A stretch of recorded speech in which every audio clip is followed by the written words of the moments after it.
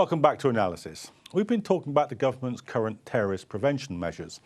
A recent Joint Committee on Human Rights report said that whichever party is in power after the 2015 election, it must consider the effectiveness of counter-terrorist operations and the need for these to be proportionate. So is this an admission that the current setup is a failure? Well, some of my guests from the first half are still with us, and on Skype now we've got Margaret Gilmore, Senior Associate Fellow at the Royal United Services Institute, and here in the studio, Lena Mohammed from the Islamic Human Rights Commission. But to get the discussions going, let's consider what the Joint Chair of the Human Rights Committee statement had to say. It was this: "We are not clear that these measures continue to be as practically useful as the government claimed they would be when the Act was passed in 2011. There is no evidence that they serve any investigative function, and that even as a preventative measures, they seem to be going out of favour with the agencies." Well, that's in sort of non-parliamentary committee speak, that these are useless, isn't it? Yes, pretty much. I suppose you need some sort of Westminster goggles to put on to work this sort of thing out. But what's clear is that the consensus that existed, at least within the government, when TPIMs were established, is certainly no longer around in Parliament at the moment. After the next general election, it looks like we are going to see some sort of change here. But, you know, nothing's guaranteed. And just because Parliament has decided that something like this ought to be scrapped doesn't mean that the government will.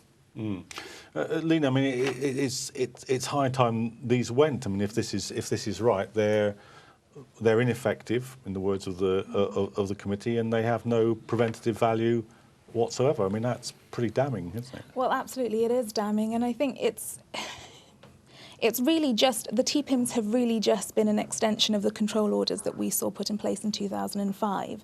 There's not been much change really to the powers allowed under TPIMs, and so it's really, as you say, a damning conviction of the government's stance. We heard from one of the guests in the first half who'd actually been somebody who was put under a control order like this, that it was literally, I mean, actually he was laying a patio when it happened to him, but it was pretty much the kind of knock on the door at night, and then without any process whatsoever, he suddenly found himself under this incredibly restrictive regime. I mean, in many ways, it's not a surprise that it's failed, is it? Not at all. I mean, it really... It functions outside of the criminal justice system, and to take away someone's liberty in the way that it does, it's really quite shocking that it can operate outside of the criminal justice system and puts a huge amount of power in the hands of the executive. So there's that issue, but also, as you say, the strain that it has on individuals is quite dramatic. We know that it can cause. We have reports of depression amongst people who've been subjected to them, but also breakdown within the family. So it's not just individuals that TPIMs are being imposed on, it's their family at large. So the effects of it really do need to be reconsidered, as the report suggests. Margaret Gilmore, thanks for rejoining us. Can I ask you perhaps to put this in a slightly wider frame now? Because we've seen some reports, especially since the Commons refused to vote for an attack on Syria. Report last week in The Guardian that the country is, because it's multicultural, according to some figures in the Ministry of Defence, averse to war. This was a piece of legislation that came out of the war on terror. Do you think that there's a sense that these aren't politically sustainable any longer? I think politically the TPIMs are not sustainable, and they're only being used by a very tiny number of people. And I do believe that there are other areas that they should be developing.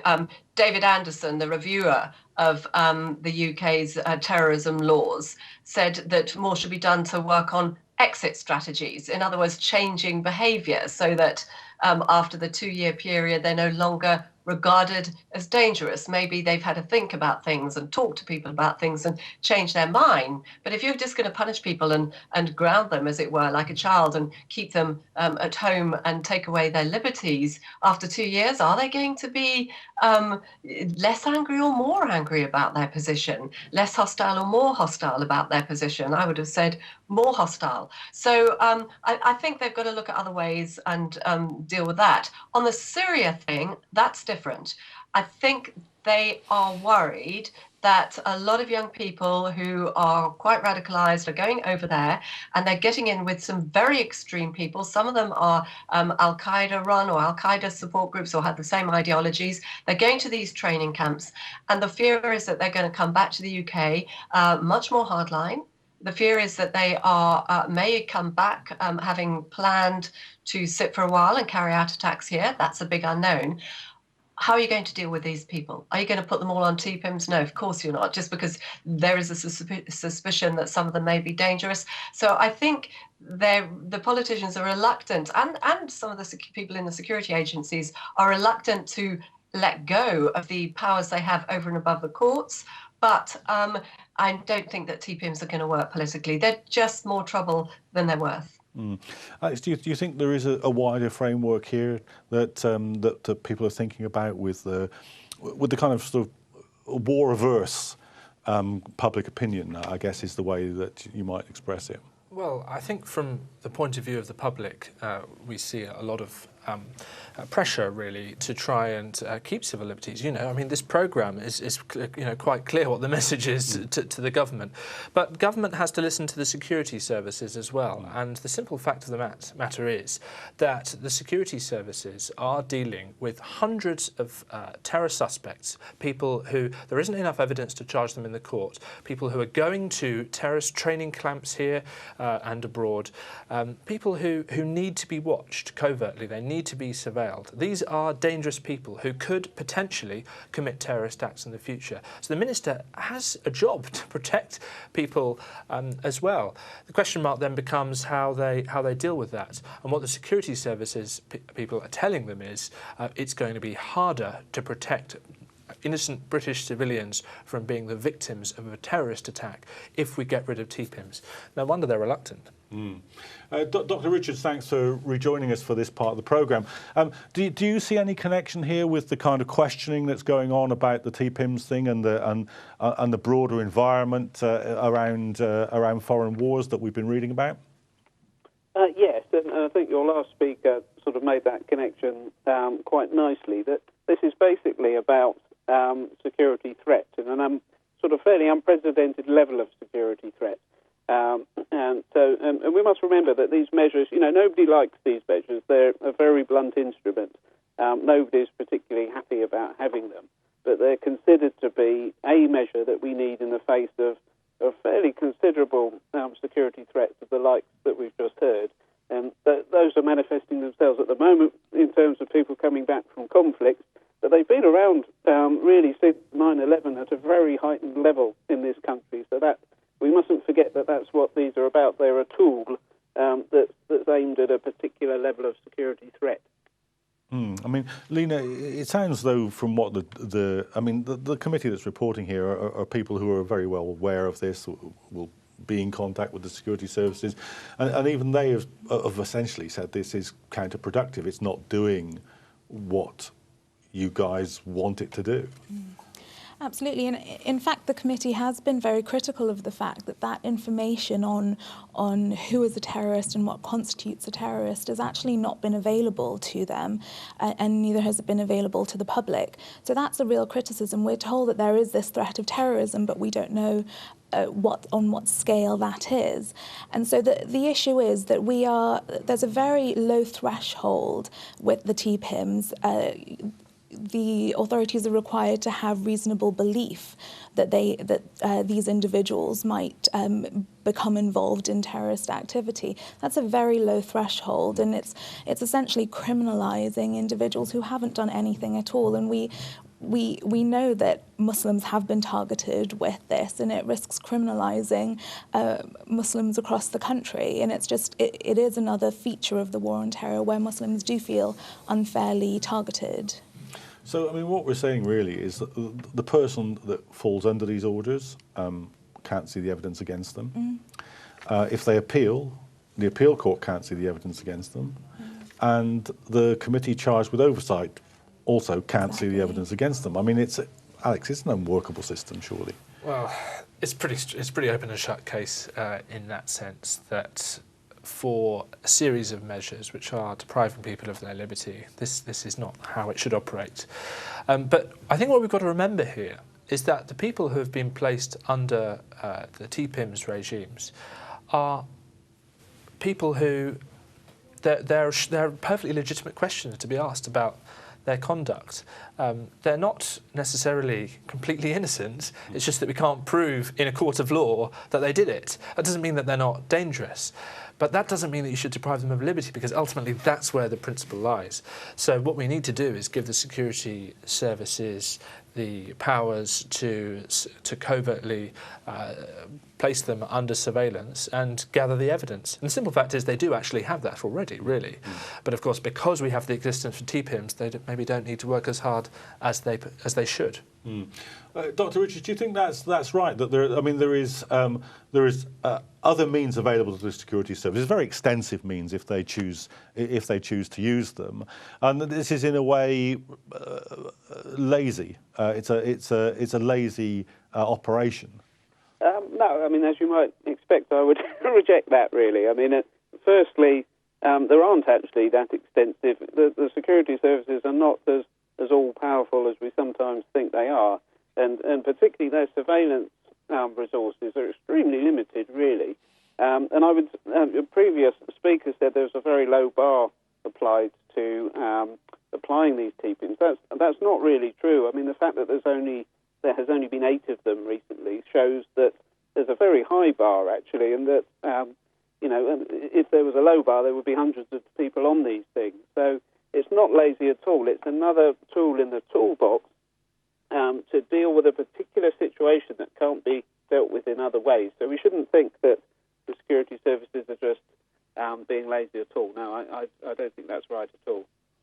Michael Gilmore, let me just go back to the specifically to the question of Syria, because in the last couple of days, indeed, we've had statements coming out of the authorities saying that there's going to be increased surveillance of people coming back, that anybody coming back from Syria will be stopped and asked what they were doing, and so forth and so on. Do you think that there's a political dimension that the government has, let's be charitable and say missed here?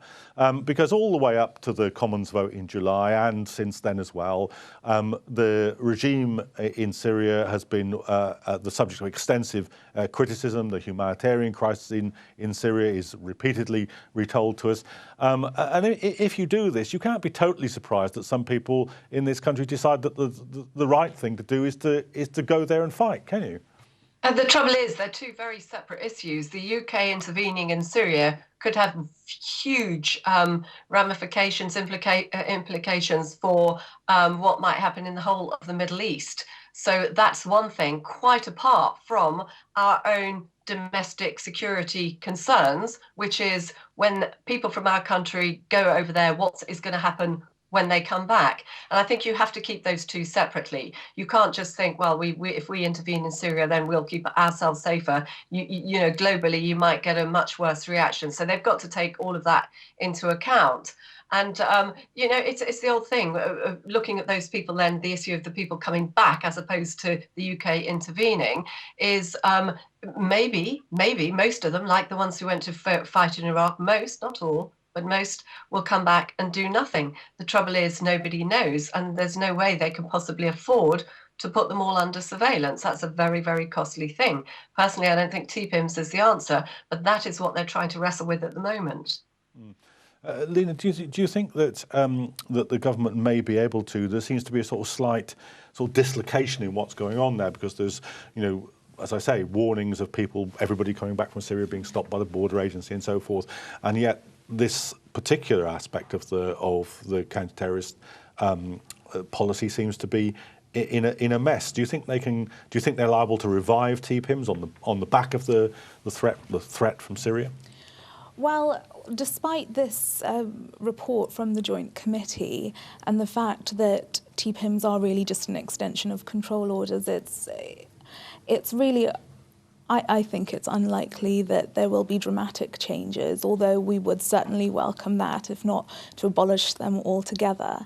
But from the committee's report, it seems as though there will be perhaps slight amendments, but essentially the power to place those restrictions on individuals will be kept as they are.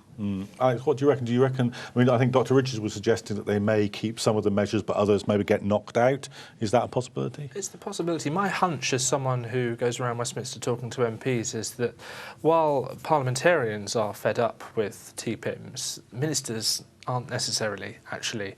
And the Home Office, because it's so determined to protect British people, even at the cost of fundamental civil liberties, is just going to be so mindful of the need to continue to keep these people under surveillance as they have been, and they'll be facing pressure from the security services in order to do so, that actually we may not see as much of a reform as I think lots of people on this programme are hoping. Mm-hmm. OK, well, I think that brings us to the end of this discussion, but we'll be watching what happens with the anti-terror laws, in this case and more generally, in future episodes of Analysis. So do keep an eye on us, and we'll be keeping an eye on the people who are keeping an eye on you. Thanks for watching.